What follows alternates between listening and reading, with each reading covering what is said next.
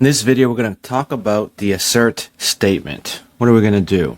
Well, we have the class Ferrari class that extends car, and what we're going to do is we're going to create an instance of it here by passing some parameters or some arguments.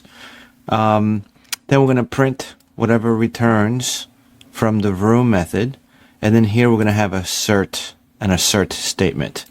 What does that do? Let's break this down. The assert is going to take some condition.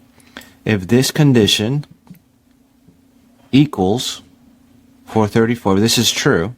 If this double max speed returns 434, then we don't have an issue. If it doesn't return 434, it's going to throw a message, an error message saying the max speed does not match. So first of all, we know that we're passing, in this case, 217 to double max speed. So if we multiply 217 times 2, we know we get 434.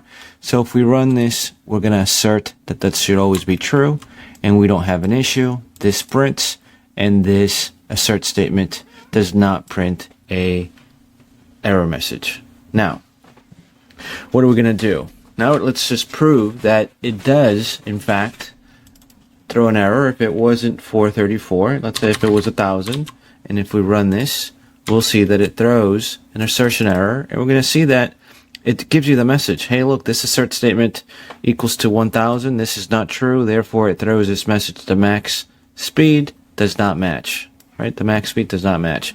So this is to say that this is one way that we can assert some conditions are always going to be met throughout our program, and if it's not met, we're going to alert the developer ourselves that this is not going well. And so this is the way that we're going to be doing, one method that we're going to be doing a unit test for this Ferrari class. Hope this makes sense.